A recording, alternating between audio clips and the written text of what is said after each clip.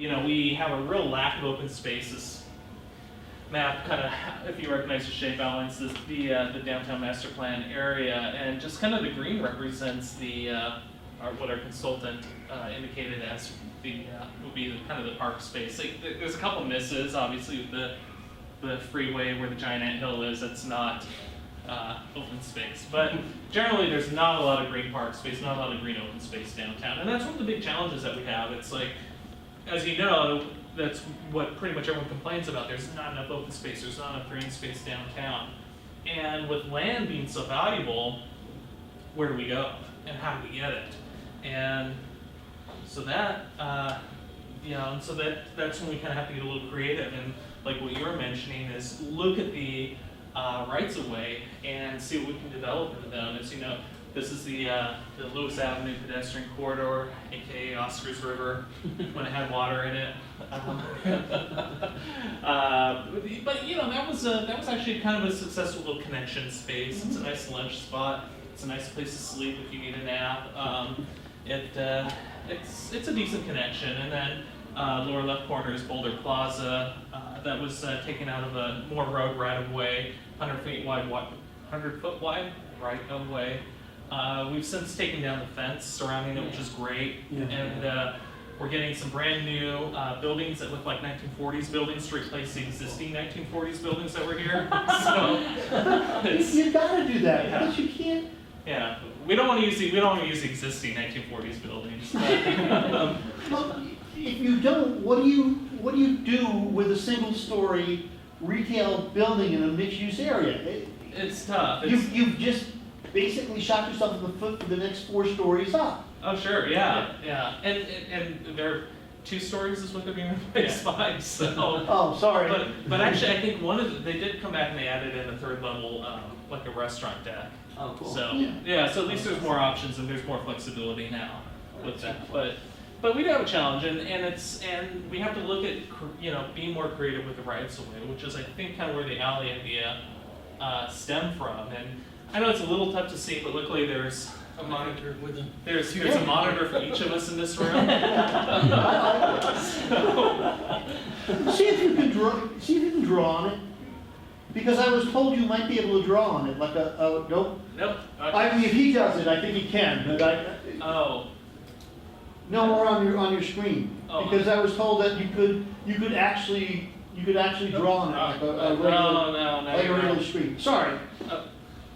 Well, I wish we could. So I know it's a little tough to see, but again, this is kind of the downtown and central core of Las Vegas area. And this is just kind of our inventory of our existing alleyways, both in the green and blue color. And you can see we actually have quite a significant network. And one of the really interesting things is not all of these alleys are utilized. They don't, quite a few of them don't have garbage pickup in them. Quite a few of them just aren't utilized by the existing neighbors. And some of them, well, the vast majority of them are located within our downtown area. We have a few in the historic west side and a few in some of the more residential, like the Wesley subdivision, and then in the just east of Hunt Ridge, like the Crestwood neighborhood as well. And Jonas Park. Yeah, Jonas Park. And unfortunately, I mean, just to add, the really great alleys that have been fenced off, which now create more of a problem because now they aren't getting service, they're not getting clean. People are getting back there because of low fences. Yeah. So the director kind of came in to look at using these alleys as creative open space, and there's tons of examples of alley development throughout the country, but a lot of it tends to be somewhat mediocre. There's for most of these, and they're nice spaces, and as a planner I look at the materials, I look at the texture, and I look at the context, and I'm like, oh, okay, these are great alleys, but they just, kind of lack that element that really makes them distinct. And honestly, these 4 could be anywhere. I think send with the next one. So Here's, again, more examples of mediocre alleys, including Kirsty, who pops up anytime you search. Anytime you search alley improvement, she pops up. So, so this is from the classic 1993 classic. Look who's talking now. Personal favorite. Yeah, personal favorite. But we really did we did need to look at these and say, okay, we've got to look at developing alleys that are in line with our strategic anchors as a city, because it has become paramount that that we develop things that are iconic, that are sustainable, and provide a service value to the citizens of the city of Las Vegas. And really, that's it. How do you get to that iconic? And I think we'll go on to the next one. And how do you get to that iconic status? And we started in researching this and researching the alleyways. We noticed that certain alleys just would appear over and over and over and over again in social media, Instagram, personal photos. Just certain ones just kept appearing. This one, this is in Sydney, Australia. This is Umbrella Alley in Portugal. This is in Cambridge, and then Post Alley in Seattle, which is near Pike Place, if you've been there at all recently. And these are ones that just, for example, just kept popping up. And we wanted to see, well, what is it about these that makes them so significant? What is it that makes them so special? And what is it that kind of makes them tick? So, and again, here's just a few more. Again, Post Alley, Acorn Alley, I think in Cleveland or Cincinnati, can't remember off the top of my head. This one is Alley 111 in Austin. Again, Post Alley in Seattle, I believe, yep. And then these are, this is in Pasadena.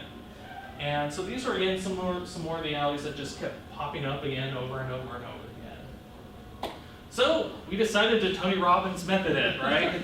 So, so if you know Tony Robbins and his method, what he likes to do, and it's actually a great way to kind of go about like dissecting things, and he likes to look at certain elements and find out what commonalities they have, and just he likes to pull them apart, identify the common elements, and then put it back together, and basically kind of mirroring in a way. So that's what we did. So we spent some time to identify those alleyways, which appear most prominently through user interaction, and just break them down, find out what makes them tick.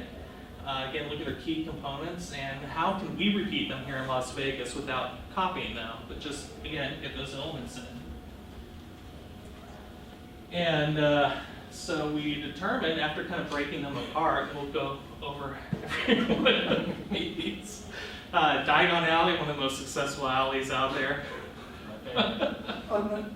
There is almost an exact alley in Belfast that's almost exactly like that. Oh, okay. It connects two major streets, but it has that kind of that feeling. It's a small alley, but that's mainly because the development pattern, that was originally a good horse-drawn street way back when, and as they kept going up, it never expanded. So, and same thing with Edinburgh with closes. Closes were originally streets, and the only hazard you had, either getting killed or having shit dumped on you, was that they basically connected a lot of the city. Okay. But it had its uses already in. So you can go down to Closey now in Edinburgh, and you can find 2 or 3 little bars. It becomes discovery. You can, let's go down to this Closey. Oh, here's a neat little pub. Here's a neat little vodka bar. Nice little restaurant. And then it'll open up onto a plaza, and then it'll close back up again. Okay. Where I stayed in Edinburgh, I had to go through a Closey to get to it. And some of our downtown alleys kind of lend themselves to that. I think we'll maybe see a couple of, a couple of them kind of do lend themselves to that type of, you know, the narrowing and opening, and to make them more interesting. Well, when you were there, did you ever notice any point like a time management where they had vehicles come through? Not in Belfast, no. In Florence and in Belfast, the main one in Belfast, it goes down and it goes up. In Florence, it goes up and the reason why I know it goes up at 9 is I was in when I saw it, and all of a sudden it goes beep, beep, beep, beep. I mean, it's loud, and then all these things raise up, and you just Oh, go, wow. if you're on the other side of that, you ain't leaving until about 2 o'clock in the morning, or if they have to make that thing go down, you're gonna pay a lot of money. So all of the that's- trucks are gone by then. They are Yeah. gone. That's actually really interesting. Yeah, That's so it was in Spain, Segovia, like some of the medieval cities, you use your clicker, what it does, if you're actually living in one of these houses, Yeah, the bollards will retract, so it still allows some access, but Yeah. it's still a trick. in Florence, it's real city center. You don't really have a lot of, it's where the Duomo is, it's where the majority of these, like 4 or 5 little plazas, and it connects eventually to the railroad depot. But yeah, I don't see a lot of residents, you wouldn't have seen a lot of residents really living there. If you were, you didn't own a car, you lived on the 3rd story or 4th story, and that's how you, and you basically shopped, did everything by foot. I don't know if, well. Yeah, Diagon see, Alley that's lost not itself the down United there. States though. No, not here in the US. But there were about in dissecting those, so there were about, 8 components that we kind of identified in alley success. And I don't know if you saw any of these, and feel free to chime in if you did, in Belfast or in Ireland. But here, most of the successful alleys incorporated some sort of gateway. And it could be, a lot of times, it's very literal, where it's the word or some sort of announcement, something with neon, like Printer's Alley down in, was it Memphis? Oh, okay. Definitely Tennessee. Yeah, it's Either Memphis Tennessee. or Nashville. Yeah, oh, Nashville, Printer's Alley in Nashville, thank you. Or Ike Alley, Ike Alley in Los Angeles. Post Alley does have some great gateways as well. The other components are landscape. So all the successful alleyways did incorporate some sort of green space or green element. And I know here in the desert it's tough, but there's a lot of tough material that we can utilize here. And we just have to get more creative about it and how we go about utilizing it. We do have a bad habit of putting in sculptures of water-conserving plants in place of actual water-conserving plants. So, we need to learn how to actually use water-conserving plants. But landscape can be really creative, whether it's just through pots or barriers between eating areas. This is one of my just a fun implementation in Seattle where they took the rain gutter and put plants in it and then use that for some of the green space. And there's a lot of creative things that we can do with vertical plantings as well. Pavement and hardscape. I like hardscape. You know what? The E is hiding back there. In my defense, it's hiding. Oh yeah, it's on the bottom. It is on the bottom, so I do know how to spell hardscape. Gotta go fix it on the floor. No, you don't have to. I don't think, unless Gene's gonna. No, okay, no. all right. It's gonna show up in our review. Right? But one of the things that we did notice is that all the successful alleyways tended to use some sort of different pavement other than just bare asphalt. Whether it's a paver or a brick, a cobblestone, concrete. We noticed that they just didn't just take an alley and put a couple signs on it and call it a day. There was a little bit of effort made, and we found that the pavement and hardscape made things more human scale. They made it gives a textural difference. I mean, rural planners, we know, makes creates a different type of environment. Once you step on the pavement, it's not a place where automobiles are automatically going to be number one. So that was another component of success. Well, that's kind of a critical one in my opinion, because there's a lot of things that go into that, and it's good to have your argument somewhat straightened out. So when you go to Public Works, where asphalt's easy, people don't trip over asphalt handles drainage. I mean, there's a lot of reasons why you'll hear that asphalt's a superior product for an alley, which I would beg to differ. Asphalt, as a runner and a cyclist, I love asphalt. I love to drive on asphalt. I don't like walking on asphalt. And I don't necessarily enjoy or hate walking on concrete, but something about having a tactile surface. The scale of it is only recognized when you're walking on it. There's so many elements to it. And also the timelessness of it. This is our first paving system, so you gotta listen to people say, you know, it's so difficult. I'm like, oh, we figured it out thousands of years ago, and we still use it. So it's a functional thing that really makes a difference. I would say landscape is mine, but you know, but pavers too. It's a huge one. Lighting is also huge. You know, obviously alleys are kind of dark, mysterious places, and having some form of pedestrian scale lighting really helps draw users in during the nighttime hours. You can't really have, apparently you can't have an alley project without the festoon lighting, string lighting, but it's a very, very popular, it's the now lighting for alleys.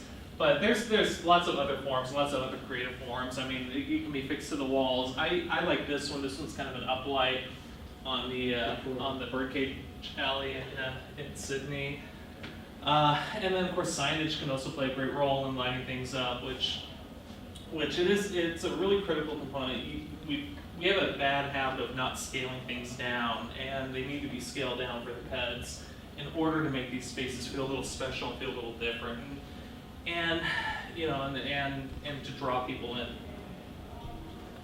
And then seating is just another critical component that we found repeated again over and over. And seating can also take the place in many forms. And I don't know, Gene, what your experiences were. Did you notice a lot of fixed seating, or was it all portable? I got a pictures? ton of little photos. Oh, If you'd okay. like to go, when we're done, we'll go play. Yeah, we'll take a look.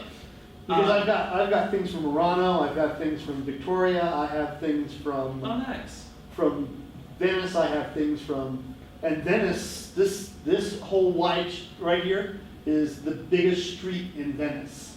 It don't get any bigger than this. I believe that. Oh, yeah. Yeah. I definitely believe that. So almost everything is an alley in Venice. And you just go from place to place to place, and it all does pretty much the same. Closes off, opens up, closes off. But it does give you, a lot of places, it gives you a place of interest. And the place of interest could be just a building that's painted blue, like I'm showing you here in Murano. It's just, you see it, you go, oh, well, there's a nice little red building down there, there's a nice little orange building. I'll go down there and I'll see what it is. But it's no It more just than functions 4 as that feet. draw. Pulls It's, you in. yeah, here, it's no more than 4 feet wide. Oh wow, yeah, that's pretty cool. I mean, this is what you see a lot in Venice and in Florence and all the rest. Yeah. It's just, and then you just go, okay, you know, that's kind of interesting, I think I'll go down that. And then when you go down that, then it opens up into another little streetscape or whatever, and you discover it. You go, oh, that's cool. You know, you Was it easy end to up go getting lost? lost real fast. Yeah, I was gonna say. But in Venice, you just go, okay, look, it's an island. I Right. walk straight till I hit the water, I take a left or a right. Right. And then I'm fine. That's all. That's pretty cool, and really, and that helps scale things down and create, you know, having that narrow space really helps make it more of a human space, and that's what we love about the alley, about activating these alleys. I'll just go back real quick though. The seating though, we found multiple examples. Removable tables was tables and chairs was a really popular type of seating arrangement. Benches, and I think these little kind of round pods function as benches as well. This is in Fort Collins. Yes.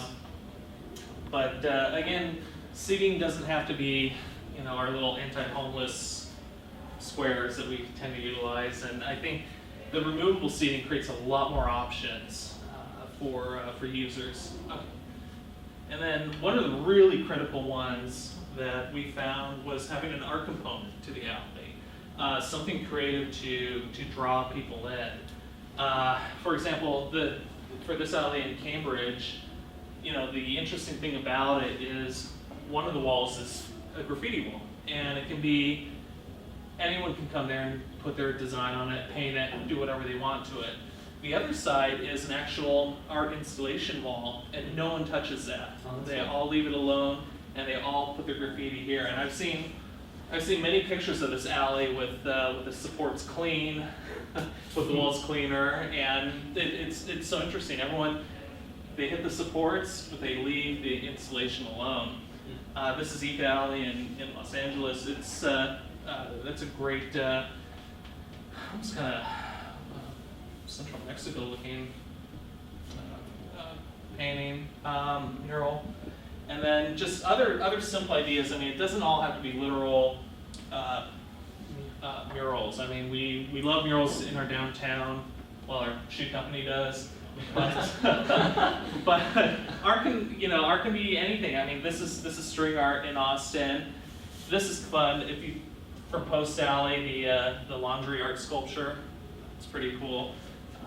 And then just as something as simple as the gates and the light fixtures in Fort Collins, just taking something, making it artistic, and using that as a draw.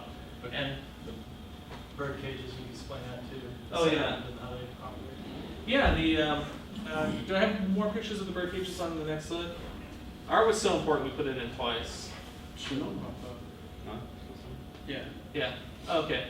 So, here we go. So the bird cages in Sydney, they actually not only are they functional, but they actually represent I think 40 or 50 species of birds that were once found in Sydney, but no longer reside there due to population growth.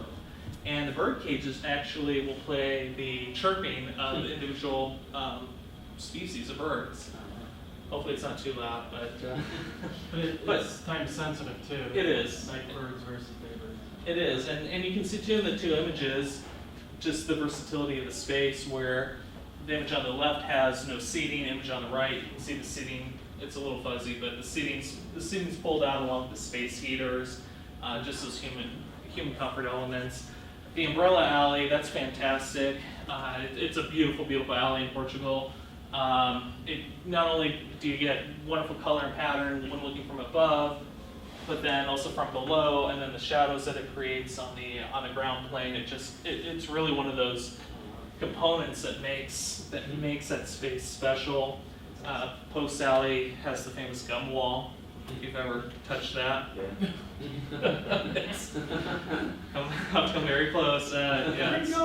Yeah, it's part of its character, and those are some of the things that make it so special, make it so memorable, and that's what again translates into those images, those iconic images that are portrayed, and Las Vegas it's ready for something like that. It really is. I think, and then one of the other elements that you can't ignore too, though, is the businesses. And the great thing about alley development is it gives your businesses a second front door. I mean, there's nothing better than having two front doors for business. There really isn't. And in some of the case studies that we looked at, a lot of the businesses reported almost instantly that when these alley projects had gone in, that they had reported 30-40% increases in sales just from having that second front door and taking advantage of that alleyway space. So the signage, again, though we want to kind of show examples of signage that one would expect to see in an alley, whether it's like a painted wall sign or just real simple projecting wall signs. It really needs to be oriented towards pedestrians. That's really key, really critical, just again for identification and just to not make it auto-oriented. So we do need to keep it human scaled. And then here in the desert, shade's a huge one. Obviously, the shade can take place through umbrellas. This one again. I like the alley in Cambridge. It uses colored glass, which probably looks pretty nice during the wintertime when everything's bleak and covered in snow-ish. Depends on the snow that you're right. But it also creates an interesting element, almost an artistic element, where the light comes through and creates different patterns and textures on the wall as well. But again, here in the desert, shade's obviously a critical thing, just depending on the alley location and the way that the sun hits it.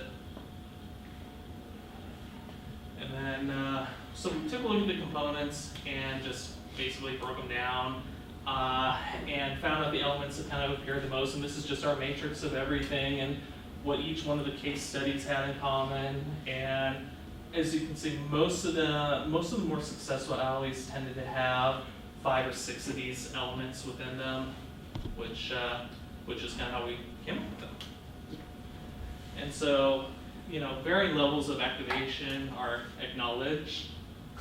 But we also understand that different alleys need to accomplish different things. And so not every alley can be that umbrella alley in Portugal, because we get a lot of people coming to us with pictures of that and saying, I want to put some umbrellas in an alley in Las Vegas. We're like, well, let's think outside the box. But different alleys need to accomplish different things. Some of them may just be a pedestrian or bicycle connection. It may be part of our greater trail network. It might be a neighborhood that wants to clean up an alley that backs up to their homes or backs up to the adjacent businesses. And maybe safety is one of their goals. There's also obviously budgetary constraints. Not everyone has shoe company pockets. So there's some constraints, and so we understand that not everything can be iconic. So that kind of feeds into the next slide.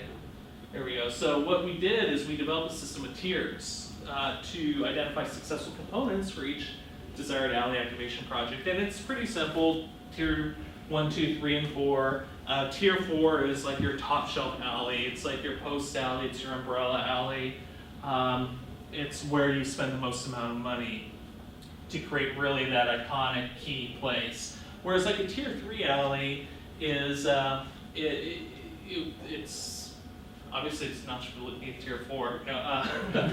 No, but a tier 3 is more on, would maybe something that where budget constraints might play in. You might have, it might always be, not always, but it might usually be open to delivery traffic, for example.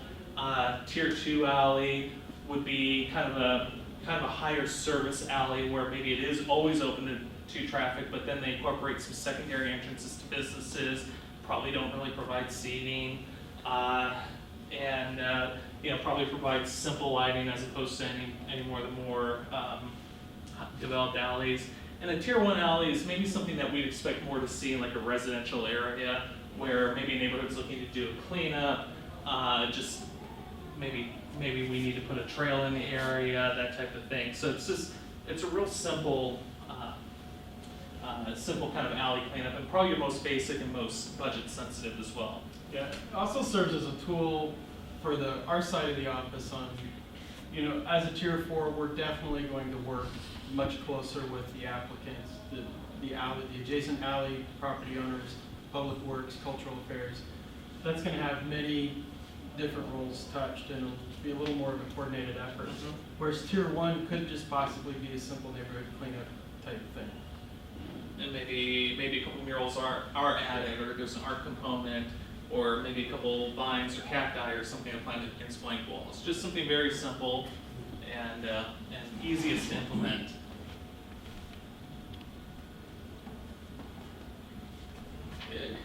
So we also developed an implementation toolbox just to make things easier, because we wanted to spell everything out, because again, we're all planners and we know there's nothing worse than coming up with a great guidebook and giving the public no way to implement it. So we decided to be a little proactive and give them that toolbox. And what we did is we actually internally sat down with our various divisions and departments and determined what components are needed to go into that guidebook, and determine what agreements are needed, what permits are needed, what kind of maintenance agreements are needed as well.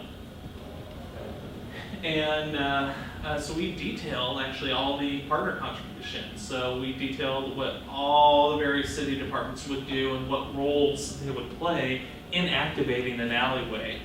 And I brought, if anyone wants a copy of the alley book, I brought 3 copies for everyone who's non-CLB here. So, but yeah, feel free to pass them out. But again, we looked at what the partners would contribute. So whether the department planning is going to do this, building safety will do this, the council offices will get involved for this, the associations will play this role, because not only the idea is that these activations take place from the users and from the businesses. They don't take place from the city. We may encourage some of the activations, but we really want our adjacent businesses and property owners to take a more proactive approach. And let's see, so the applicable components were the to each, should be each location, or is every? I think it's components applicable to every location. Are the access management plan, drainage mitigation plan, long-term maintenance plan, and business participation plan. And basically, access management plan, we need to specify, are there going to be deliveries? What times are the deliveries going to occur? And how do we coordinate that? Do we coordinate with all the businesses? We've had alleys, we've had folks who want to activate certain alleys, and then adjacent businesses say, I don't want you restricting my delivery times at all. And that's essentially kind of killed it, unfortunately. And that's a critical first step discussion when we've had with some of the Yes. people interested that a alley is a public right of way and was designed to service the back of the business. Now, if you have the ability, if we can make it work, if everyone buys off, we'll facilitate that. But you have to remember, if not 100% of the people sign off on it, it might kill it. And so if you have someone stuck in the middle, if they're in an island, if they need deliveries, try to work out a deal, but otherwise, it's our responsibility to provide that public access. So we'll let you work with it amongst yourselves, but, so we've had to hammer out how these agreements and how to conceptualize it.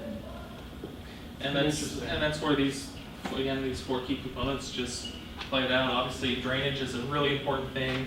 If you've ever wandered down our alleys in the middle of the night, they're always wet. I don't know why, but they are. Moisture just appears, but they are go somewhere. They are used. I mean, this is a good example. Though. They are used for drainage, and usually there's a valley gutter right down the center of the alleyways.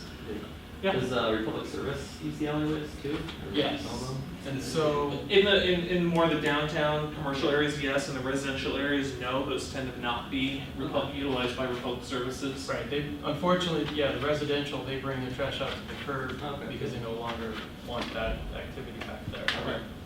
But that opens up one of the chief opportunities that not only can you control the smells and the issues with salvaging, scavenging, Republic also likes the ability if you pull all your dumpsters out and you have a compactor system. So usually that top tier, well planned out alley will pull all those services, consolidate them into a compactor, and then Republic can just pick them up off the alley.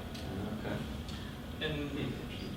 And maintenance is another huge part of the alley component because, again, we all know it's one thing to implement a really great design project, but then a year later when things start to happen and graffiti comes and stickers come and someone backs into one of the bollards, you have to have some sort of maintenance plan in place. And basically, whether it's the city, the maintenance plan outlines who maintains what, obviously. We envision it more as the property owners. We have structured it in such a way that we encourage the property owners to set up a business improvement district in order to properly maintain and fund maintenance of the alley. And then, of course, the participation plan needs to spell out things like, when are all the tables and chairs brought in? How is litter handled? How is everyone in agreement that we're going to use the compactors?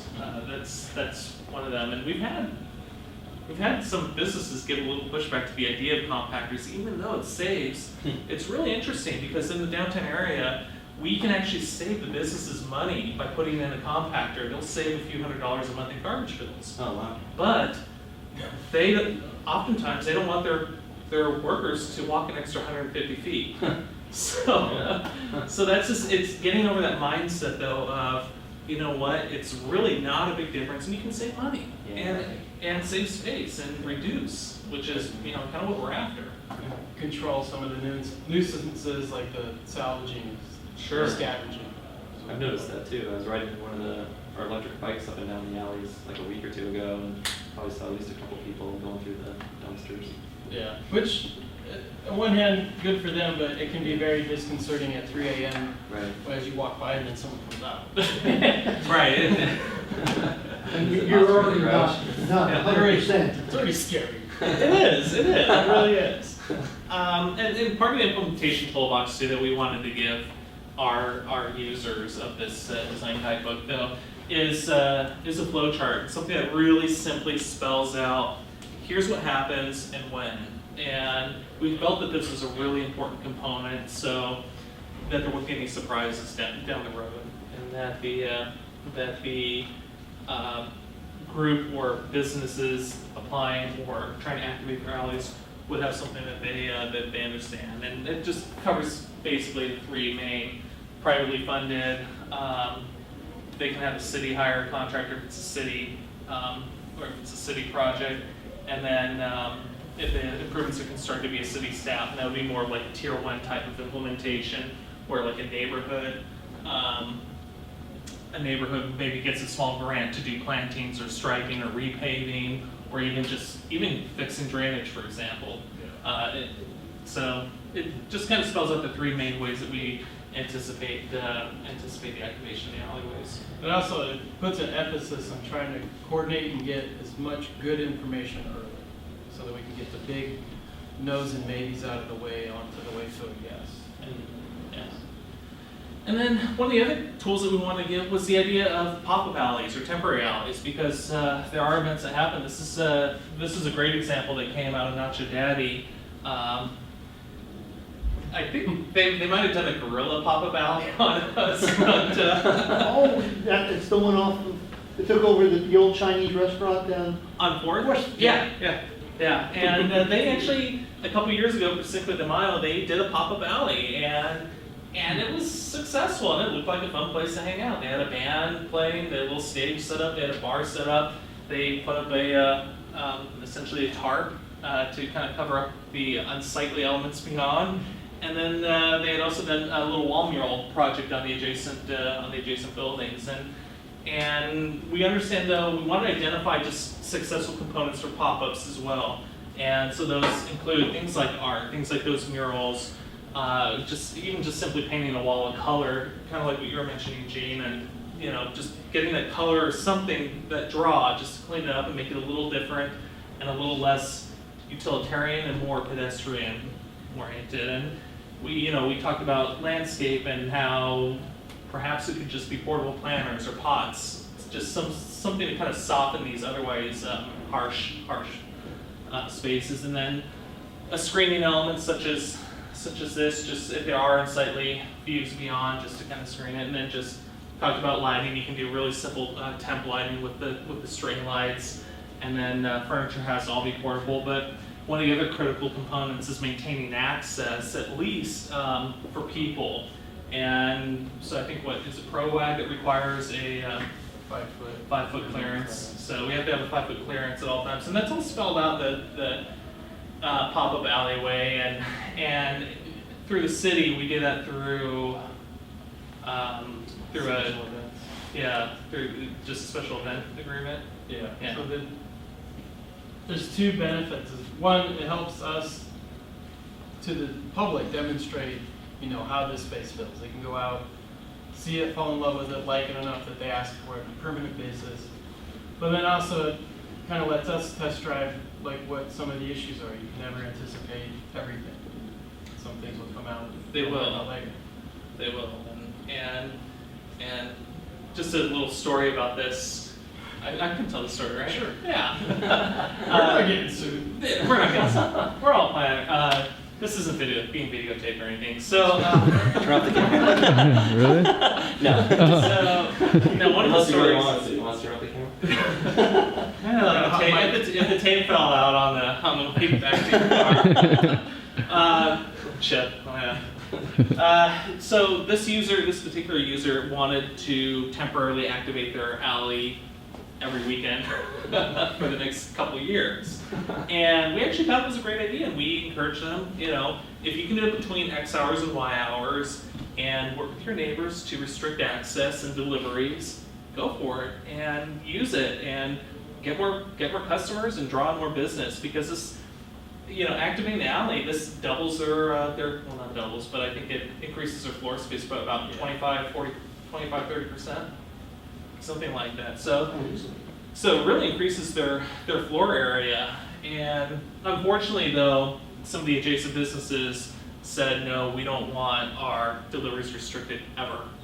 And so and that killed it. But that's why it's critical to having that key, having a neighborhood organization, a neighborhood group, a business group, a BID in place to hopefully more successfully implement these. Because even if this were once a month, the adjacent businesses could better coordinate with their deliveries and allow for something like this to occur once a month, allow for this business to increase its revenue. Maybe the adjacent businesses also experience an increase in sales due to the increase in customers surrounding it. And it really could be a win-win if they could see a little bit more beyond. But sometimes it's hard. We all know it's hard to see beyond. It's been a really good learning process for us to still figure out what is our role in this fight. Yeah. Because there were some things that this operator did beforehand that we weren't aware of. And we kind of brokered a meeting with all the owners of Fremont Street Experience and had a lot of people say, generally overall, for the common good, this is a good idea. We like this. But yet we weren't aware that there was a past history of not being completely fully honest with what was going on, and that his promising of food vouchers and coupons should be good enough when these people actually have to operate. So we're kind of losing it to a lot of strong personality fighting, and that was hard because again we had to go back to that base understanding. It's public right of way. Our first priority is to maintain that public right of way. If we can come up with some type of agreement through time management, it should be conceivably, functional.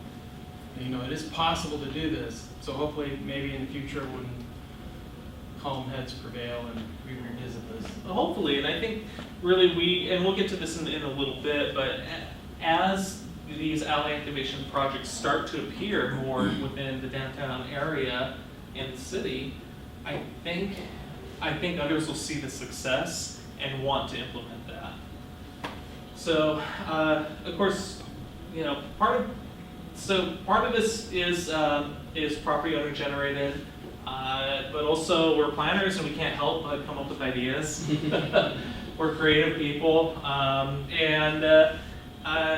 but this one actually, this particular project, we did fill our book with suggested projects, and there's actually quite a few in the back of it.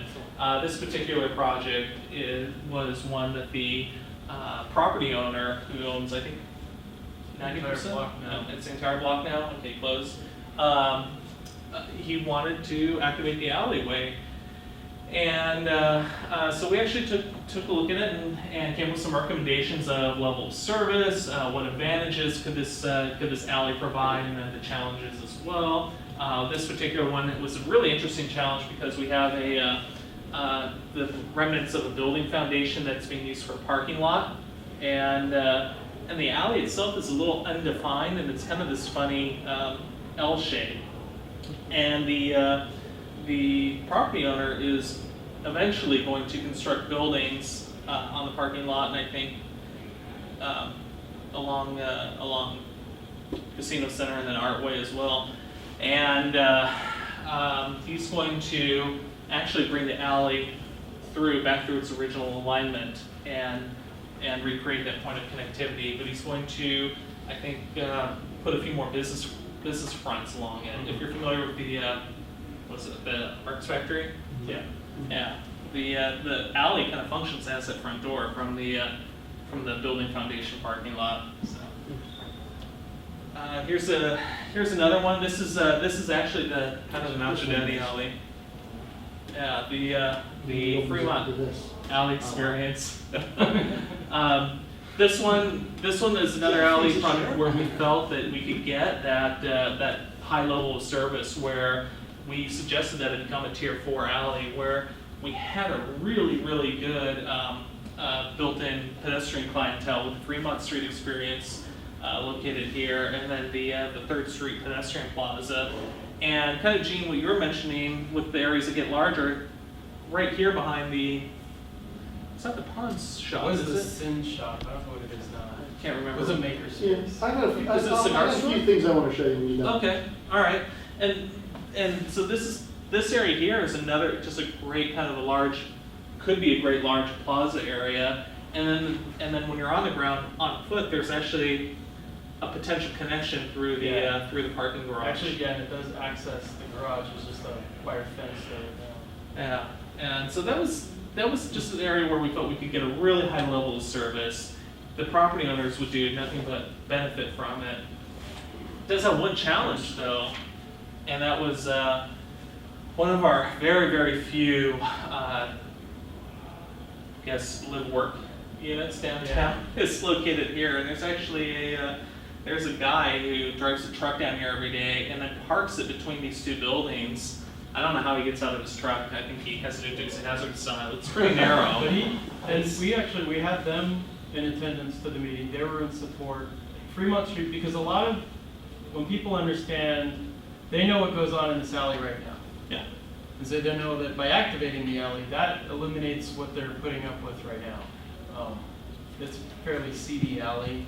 Again, it's right off Fremont Street Experience, but it's unlit, it's full of dumpsters, so it's got a lot of hidey holes. So Fremont Street and some of these businesses are in full support. One of the challenges, we have and this is where you don't want to beat up on people, but we have a restaurant that's, as far as I understood, the best way they would describe it without telling me too much, is that they're operating a restaurant for a food truck, so they're mentioning they have to take deliveries out constantly.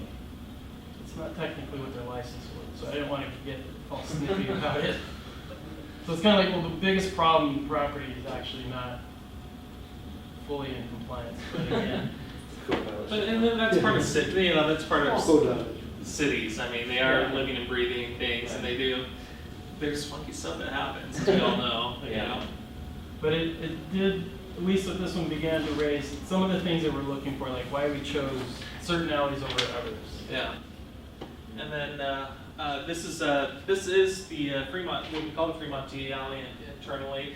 This is actually where our first alley activation project is going to take place in the city of Las Vegas. So we're bounded by Fremont Street to the north, Las Vegas Boulevard to the west, Carson to the south, and then 6th Street to the east. So the Johnny Carson building is here. If you've all been there, probably, maybe not. It's a great place. It actually is. It is. If you want good food, go to the Carson Kitchen. But we had some advantages with this particular tea alley, and that's why this one is going to occur. We had actually probably the fewest amount of property owners involved with this. I think there was four property owners. Two of them were two different phone companies who have 2 unmanned buildings, which was really nice. This entire thing is Yeah. spread, Yeah, so this entire structure is unmanned, and then this structure as well is unmanned. And all they needed to maintain was emergency access. So that was great, and then just 2 additional property owners between all these other commercial parcels. And so the property owners can kind of dictate to the businesses, okay, we're all gonna use the central compactor, and this is the one where everyone gets to save quite a bit of money per month by using that compactor. So there was a motel structure here it's since been raised, and we're going to construct a compactor right here. So it's nice and central to everyone. And the other benefit too, by the way, is we don't have a lot of waste produced by our unmanned buildings, which is a nice little benefit. We have a really high level of pedestrian activity along Fremont Street and of course Las Vegas Boulevard.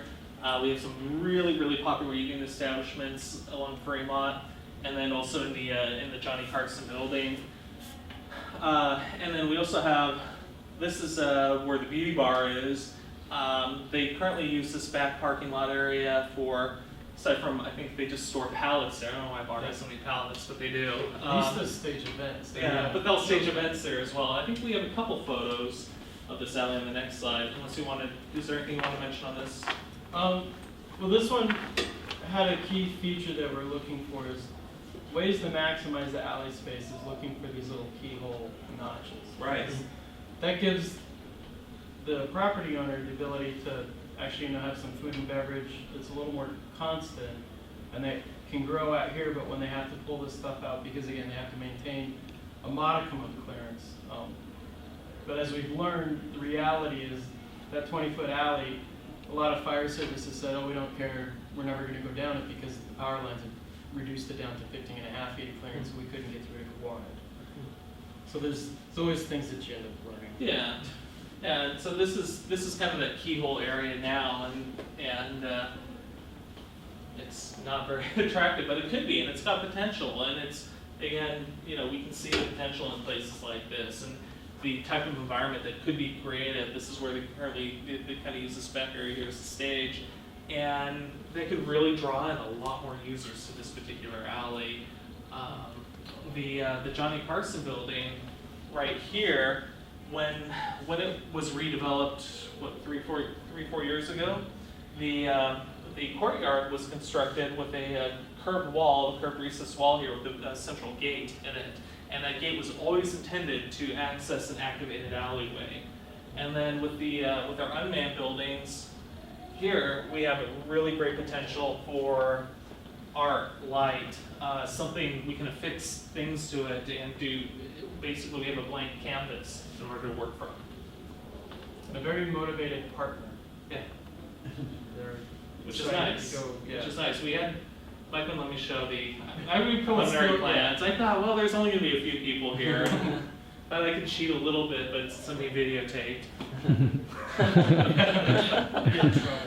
Yeah, I don't want to get in trouble, but it's kind of cool what they have planned, and they have some very interesting things, and they hit a lot of these key elements that we've talked about in the activation book, which is great because they get it, and it's nice when people get it. That's really cool. Yeah. So finished product you have, it's just the Downtown LA Design Guidebook. And so from here, we can go and improve some alleys. So, there's a lot of alleys that need improvement. She's waving. Yeah, that's important. No, she's holding up the seal. Down into the alley. Well, if I learned anything from our operations and maintenance department, it's the city seal has to be on everywhere on everything. So you can never have enough seal. But let's see. Before we look at Gene's picks, does anyone have any comments or want to talk about anything, any particular segments of the Alley Design Guidebook? You have I did want to copies. mention it was a great thing when we had the strategic anchors. So it's kind of this language that management has us operate by, and so sometimes it works on our benefit to sell it back. And so Iconic has been a big one that we've been able to use lately because Iconic feels kind of generic, like iconic. What does that mean? Well, we've Right. started applying rules, and it's basically like the Michelin 3-star. Iconic means people are willing to travel, get out of their car, go visit it, take a photo of it, and tell people they went there. So it's got to have that level of, the link, the park at MGM, that, we're seeing it in the Las Vegas Valley, we're capable of doing it, but it's got to be at a high level. I mean, you'll prove success once you've seen people actually tweet and brag and post that they're at that space. And so when we go back to the materials, and Public Works is starting to do what they're supposed to do, make it efficient and cheaper, we can start using that as a litmus test. Okay, we get rid of the pavers, we put in asphalt. Is it iconic? And then they're like, well, we can stamp the asphalt, and we can paint the asphalt. I'm like, okay, we're getting there, because you understand, like, you're gonna help us lose this impact if we start chipping away. Are the businesses paying for the improvements for this particular alley activation, like the compactor and some of the other improvements that are planned? For the initial one, yes, because fortunately for us, it's been very easy. We have a very motivated, coordinated group. We don't have at this point, though, the structured improvement district. We do it through a bid that we're working on covering other larger districts in downtown, or just a simple maintenance improvement district for a given area. But also some of the legal issues of, again, as a public right-of-way that now becomes under an improvement district with encroachments, Yeah. you have to be careful. And this is something that comes up with all our open spaces, all our trails, as a way of regulating and keeping the space nice for everyone. Yeah. Doesn't have to allow us some type of mechanism of trespassing to people that eventually cause problems for everyone. So it's tough. We're all good Americans that love the Constitution. We support all the mechanisms, but it's hard to say for the common good you have to tolerate the drunken, screaming person that needs help. Right. It's like, let us have a mechanism of actually getting them out. Yeah. I'm using that with caution. We also are not going to tolerate using that for screening people that need to access it.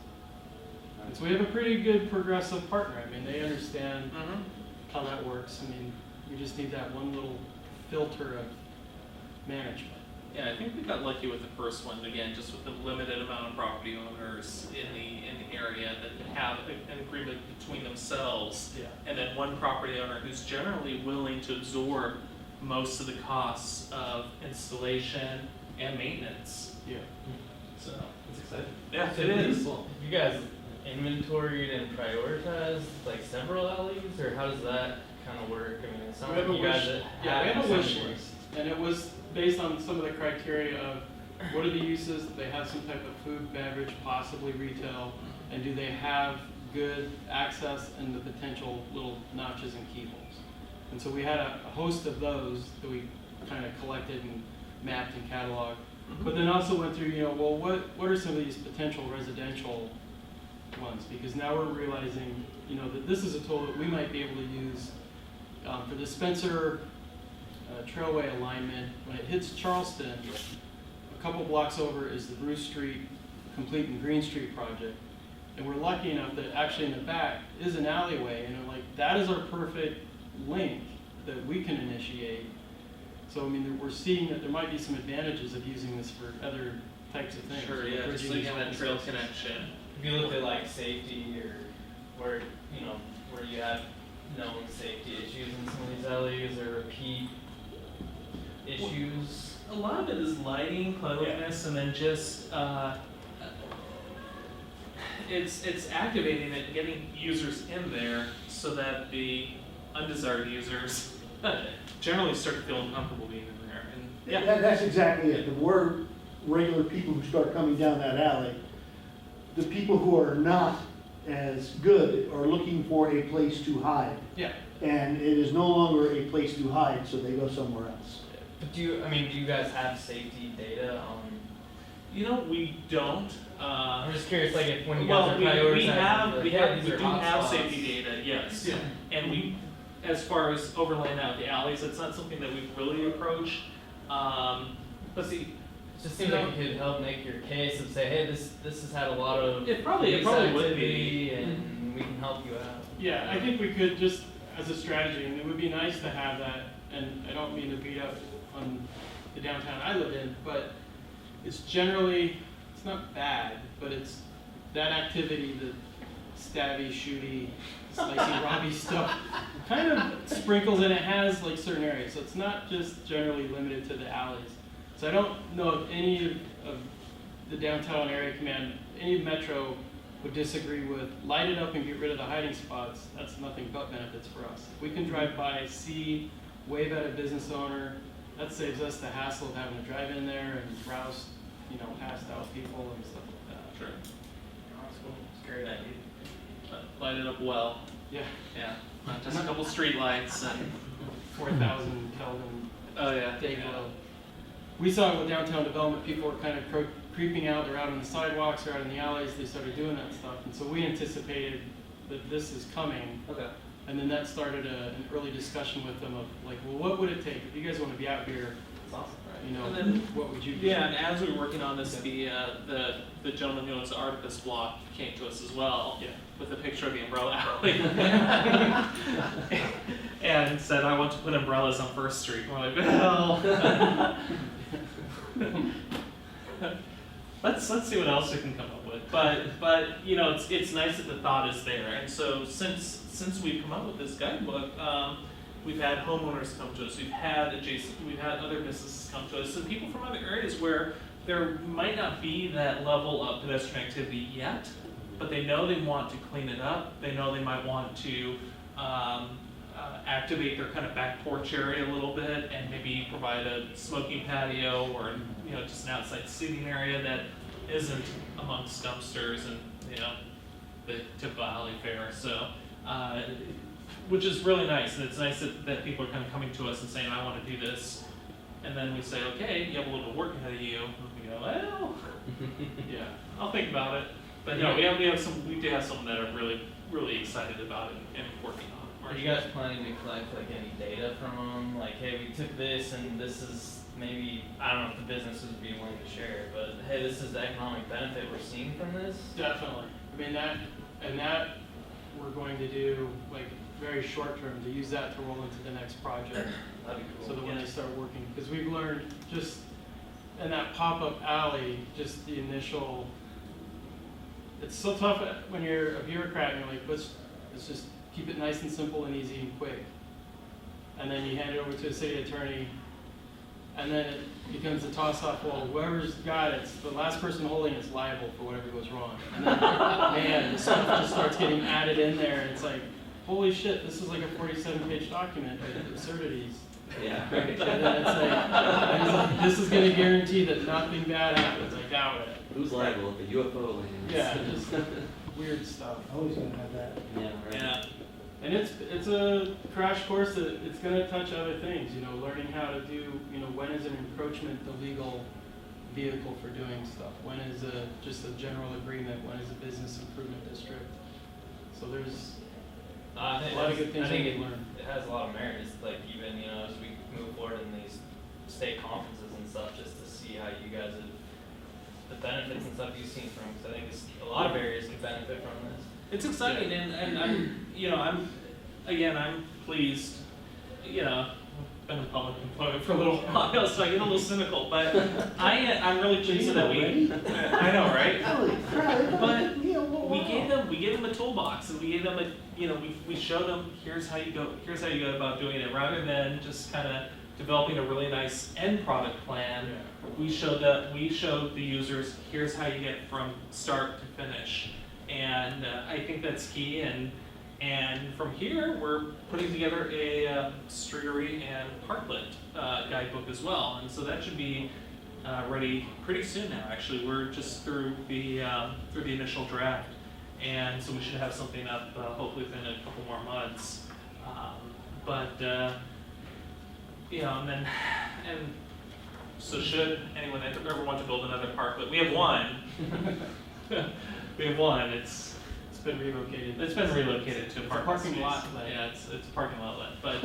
But the options are there because again, as some of our adjacent property owners have issues with the outside dining, where you have limited sidewalk space, especially on Fremont Street, this could be that solution to taking care of some of the, I guess, as Mike said, the bureaucratic agreements, because some of the just to do outside dining, unfortunately it's not a streamlined process yet, and so parklet could be a good opportunity, or streetery could be a good opportunity to give adjacent business owners that additional square footage to serve and to gain some additional customers. So. And the last thing too, there's a learning curve. Yes. This is something that yet to be fully determined, but I think when we initially started this, the idea is, as planners, our role is facilitate, coordinate, help them out. But as we're learning that, you know, some of this is fairly difficult and it becomes, you know, competing groups of different interests, I think we're now beginning to pull the boots on and put the gloves on. It's like we may have to facilitate and get a little more hands-on for future projects. We may have to administer actual not neighborhood meetings, but public meetings with them, where we were hoping, it's like, talk amongst yourselves, come to an agreement, we'll help you. And that's, you know, and we may just have to do that. That's doable with our neighborhood services group. So, well, thank you everyone. Good job. And I can't wait to